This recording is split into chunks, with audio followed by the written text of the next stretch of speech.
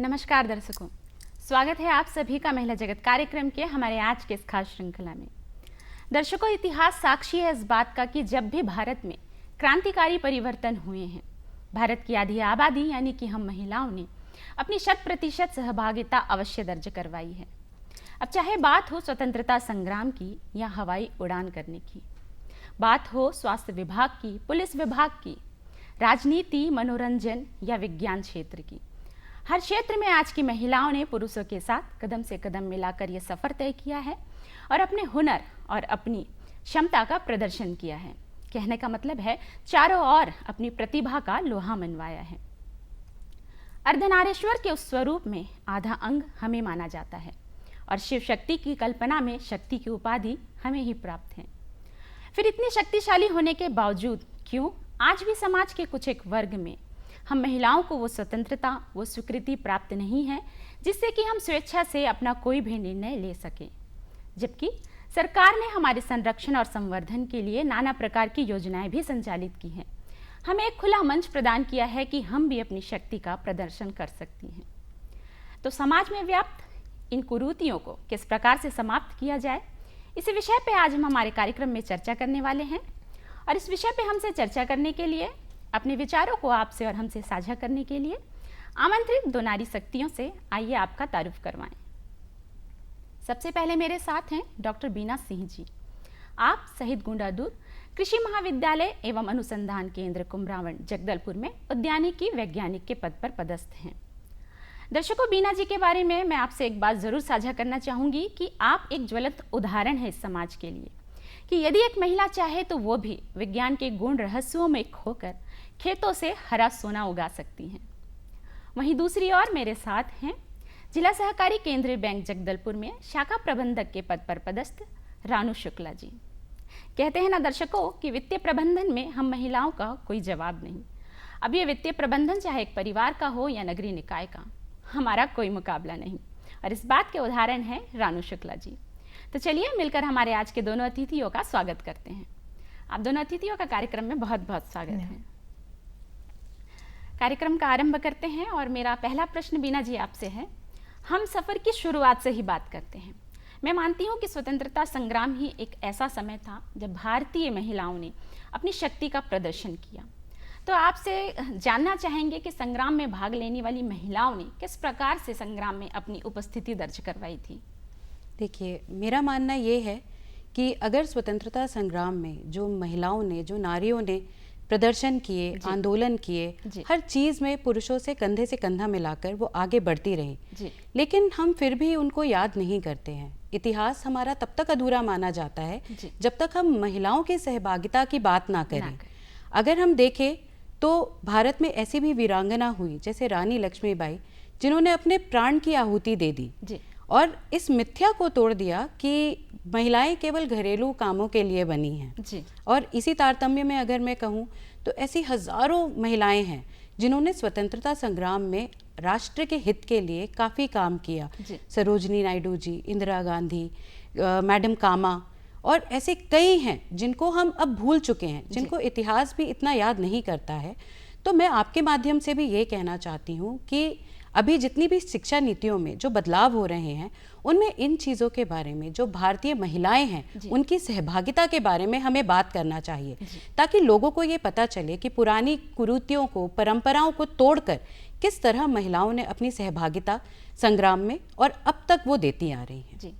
कहने का मतलब है आने वाली पीढ़ियों को भी बिल्कुल ये बात पता होनी चाहिए कि जो हमने स्वतंत्रता हासिल की है उसमें महिलाओं की भी सहभागिता 100% रही। इसी तारतम्य में रानू जी, अब आपसे भी आपका दृष्टिकोण जानना चाहूंगी। आप किस प्रकार से परिभाषित करेंगे कि संग्राम के दौरान महिलाओं ने अपनी उपस्थिति किस प्रकार दर्ज करवाई। पहले तो मैं बीना जी से बिल्कुल सहमत हूँ कि बीना जी ने बिल्कुल सही कहा कि बिना महिलाओं के ये आज़ादी कहीं के रूप में संभव नहीं थी। तो महिलाओं का भी उतना ही बड़ा रोल था जिसको समाज या इतिहास स्वीकार करता है, लेकिन उस तरीके से बताता नहीं है। तो ये बताने की भी ज़रूरत है कि झांसी की रानी जी ने इस तरीके से लड़ाई की कि जो खूब लड़ी मर्दानी, वो तो झांसी वाली रानी थी। और जिनके बारे में कैप्टन रोज ने लिखा भी है कि उस पूरे बैटलफील्ड में एक ही मर्द था जिसको मैंने लड़ते हुए देखा, वो झांसी की रानी थी। तो जब झांसी की रानी ये युद्ध लड़ रही थी तो उस समय कई और महिलाओं ने भी इनका सहयोग दिया, जिनमें झलकारी बाई के भी बलिदान को याद रखना चाहिए कि जब रानी की बाई झांसी से निकलना चाहती थी तो एक दौर था जब वो निकल नहीं पा रही थी, अंग्रेज़ों ने कब्जा करके रखा था क्षेत्र पे जी। तो झलकारी बाई ने झांसी की रानी के रूप में जो है उन्होंने अपने आप को दिखाया और जो है बताया कि मैं रानी हूँ, और उन्होंने मौका दिया झांसी की रानी को बाहर निकलने का, ताकि वो बाहर निकल के और लोगों को गैदर कर सकें, लड़ाई आगे बढ़ा सकें। ऐसे ही मैडम भीखाजी कामा थी, जो पहली महिला थी जिन्होंने जो विदेशी भूमि पे भारतीय झंडे को जो है फहराया था जी। ऐसे कई उदाहरण हैं। उषा मेहता जी हैं, जब क्विट इंडिया मूवमेंट था, कई हमारे बड़े नेता जो है जेल में बंद थे, मूवमेंट्स आगे नहीं बढ़ पा रहा था, उस समय उन्होंने एक सीक्रेट रेडियो के माध्यम से लोगों तक जन जागरण को जगाए रखा और लोगों को बताया कि नहीं, ये हम लोगों को आगे आज़ादी के लिए आगे आना है। तो कई ऐसे उदाहरण हैं इतिहास में जिनके माध्यम से हमारी आज़ादी जो है सफल हो पाई। तो महिलाओं का रोल निस्संदेह बहुत अच्छा है और हम उस बलिदान को कभी भूल नहीं सकते। बिल्कुल जी हाँ। बीना जी, मैं आपसे जानना चाहूँगी, स्वतंत्रता संग्राम में महिलाओं की जो भूमिका थी उस पर हमने चर्चा की। अब उस सफ़र से लेकर अब तक, मतलब स्वतंत्रता से लेकर सशक्तिकरण तक का जो हमने सफ़र तय किया, महिलाओं की स्थिति में क्या कुछ परिवर्तन हुए हैं और क्या क्या परिवर्तन अभी होना शेष है, इसके बारे में आपसे जानना चाहूँगी। जी देखिए, हम सब जानते हैं स्वतंत्रता के पहले नारियों की जो एक व्यथा थी, ये जो कुछ कुरीतियाँ थी, उनको ख़त्म करना काफ़ी ज़रूरी था और ये बदलाव केवल और केवल शिक्षा के माध्यम से आ पाया। आप देखेंगे कि स्वतंत्रता के समय हमारा जो लिटरेसी रेट था महिलाओं का, वो केवल 9% था, जो कि अब बढ़कर सीधे 77% तक आ चुका है। तो ये बहुत अच्छी बात है। अब ये जो सशक्तिकरण का दौर था, ये आना बहुत मुश्किल था लेकिन असंभव नहीं था। और अभी भी जो अभिव्यक्ति की आज़ादी है, आप देखेंगे कई ऐसी महिलाएं हैं जो अब तक उठ के अपनी आवाज़ नहीं उठा पाती हैं उनके खिलाफ हो रहे अत्याचारों के लिए।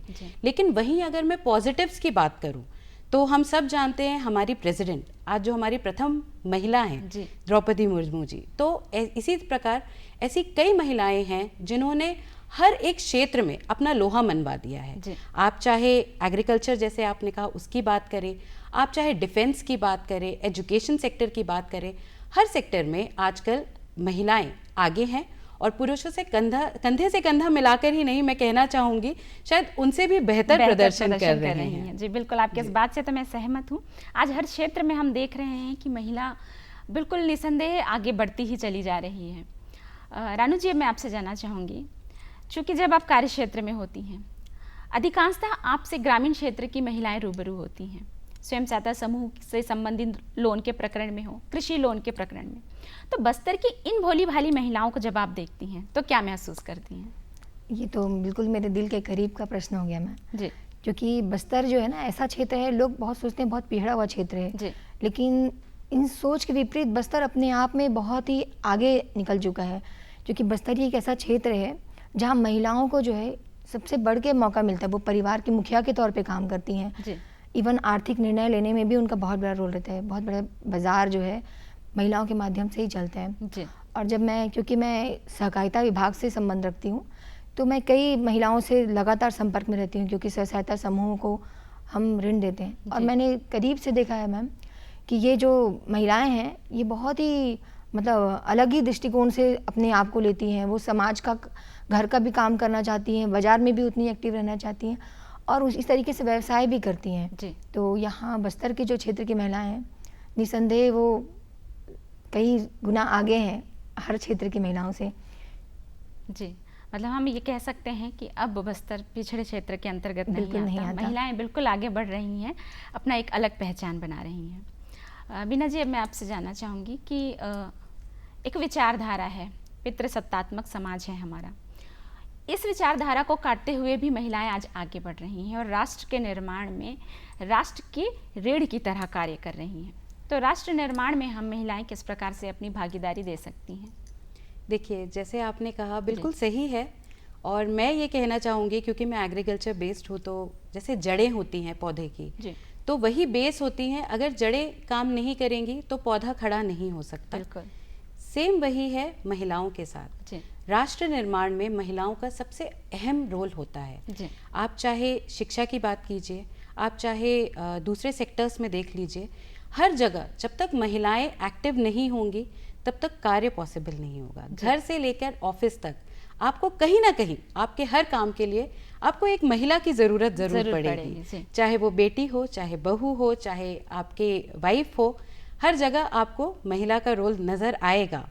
और इसीलिए मैं ये कहना चाहती हूँ, मेरे पापा जैसे कहते हैं हमेशा कि जब आप एक पुरुष को शिक्षित करते हैं तो आप एक व्यक्ति को शिक्षित करते हैं, बिल्कुल, लेकिन जब आप एक नारी को शिक्षित करते हैं तब आप एक पूरे कुल को शिक्षित करते हैं। बिल्कुल, तो ये बहुत गहरी बात है, जी। क्योंकि जब तक राष्ट्र का निर्माण तब तक नहीं हो सकता जब तक वहाँ की महिलाएं शिक्षित ना हो। इसीलिए मेरा मानना है कि शिक्षा ही बेस है जिसके थ्रू आप किसी भी राष्ट्र का कल्याण कर सकते हैं, राष्ट्र को आगे बढ़ा सकते हैं और उसको अव्वल नंबर पर देख सकते हैं। हम कह सकते हैं कि शिक्षा से ही सशक्तिकरण संभव है। रानू जी, अब मैं आपसे जानना चाहूँगी कि संस्कृति के विकास में भी हम महिलाएं सबसे आगे हैं। हम ये भी कह सकते हैं कि यदि संस्कृति आज जीवित है तो हम महिलाओं की वजह से। तो इस पर आपका दृष्टिकोण क्या है? बिल्कुल, जैसा कि बीना जी ने बोला कि बिल्कुल अगर एक नारी पढ़ेगी तो एक पूरा कुल आगे तर जाता है, शिक्षित हो जाता है।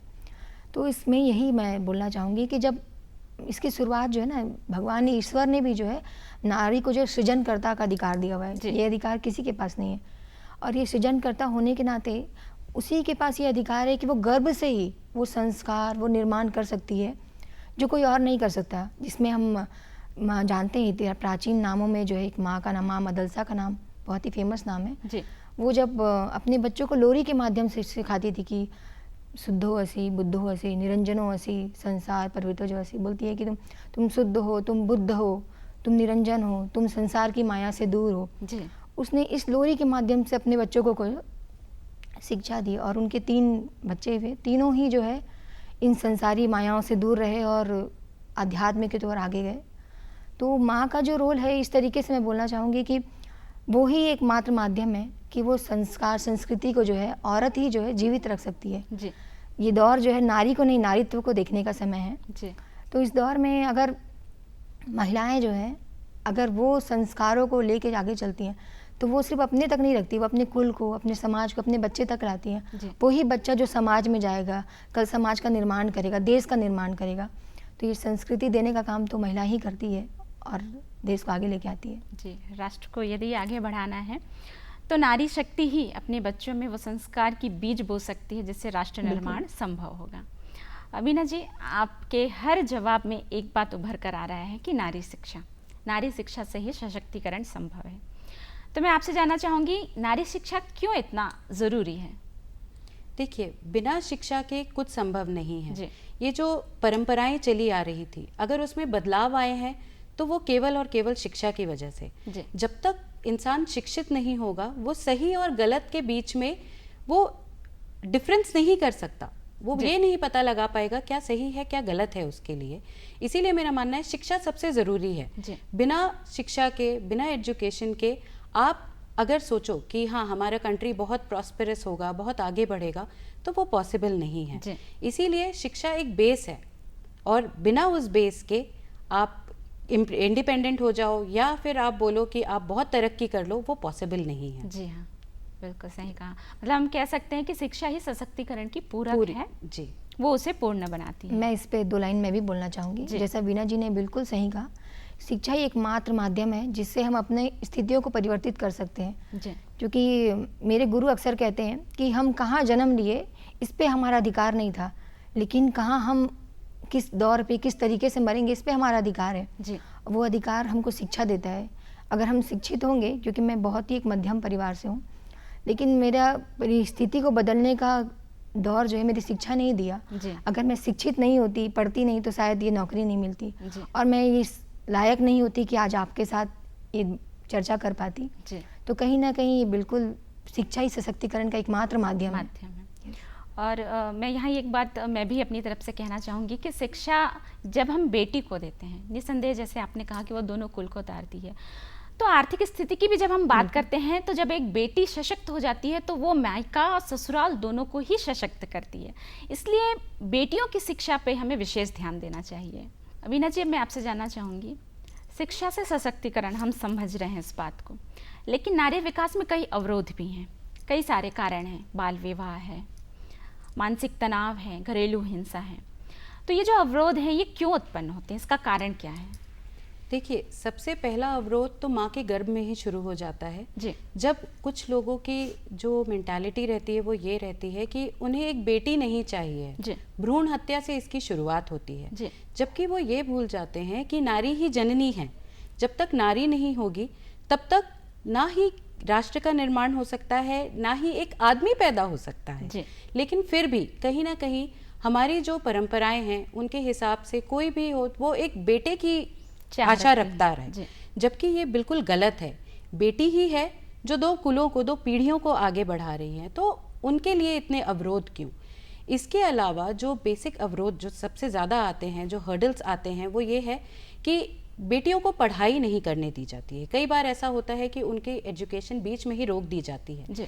कई बार लैंगिक असमानता होती है, कई बार समाज में ऐसे डिफरेंसेस होते हैं जिसमें बेटियों को हमेशा पीछे की ओर खींचा जाता है परंपराओं के नाम पे। जैसे आपने कहा बाल विवाह, ऐसे कई बच्चियां थे जो चाहते थे पढ़ना, जो आगे काम करना चाहते थे, अपने पैरों पे खड़े होना चाहते थे, पर इनको इसका मौका नहीं दिया गया। और ही साथ आप देखेंगे कि ऐसे कई कारण होते हैं। आप गाँव में जाएंगे तो वहाँ पर कई ऐसा मानना है कि लड़की को तो दूसरे घर जाके घर ही संभालना है, तो उसे पढ़ाने की क्या जरूरत है। तो ये बिल्कुल गलत है। जब तक बेटी पढ़ेगी नहीं तब तक वो आगे कैसे जिएगी, वो कैसे रहेगी, आपको इस बारे में सोचना है। जैसे हम बोलते हैं पढ़ेगा इंडिया तब तो बढ़ेगा इंडिया, सेम है। भारत में भी जब बेटियां जब सफल होंगी, अभी आप देख सकते हैं हर क्षेत्र में बेटियों ने इस अवरोध को किसी तरह से पार करने की कोशिश की है। आप देखेंगे खेतों में लेकर, अगर हम धरती की बात करें, खेतों से लेकर आसमान तक हर जगह नारियों ने अपना नाम पूरा किया है, ऊंचा किया है, देश का नाम रोशन किया है। चाहे आप डिफेंस में देख लें, आप एजुकेशन में देखेंगे, हर जगह आपको नारियां दिखाई देंगी और वो पुरुषों से ज़्यादा बेहतर करती भी नजर आएंगी। तो कुछ अवरोध थे जिन्हें हमें ओवरकम करने की ज़रूरत है। जी, बहुत बेहतरीन आपने कहा। रानू जी, मैं आपसे जानना चाहूँगी कि इन अवरोधों को दूर करने के लिए आप व्यक्तिगत तौर पे क्या सुझाव देना चाहेंगे? जैसा कि ये मैडम ने बिल्कुल सही बोला कि ये अवरोध जो है ना गर्भ से ही चालू हो जाता है। जी।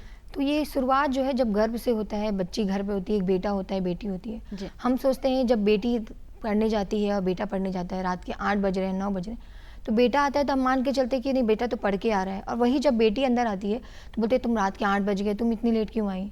ये मानसिकता जो है कि नहीं, अगर बेटी लेट तक गई है तो गलत ही होगा और बेटा गया है तो वो ठीक होगा। ये सोच जो है ना कहीं नारी को पीछे करती है।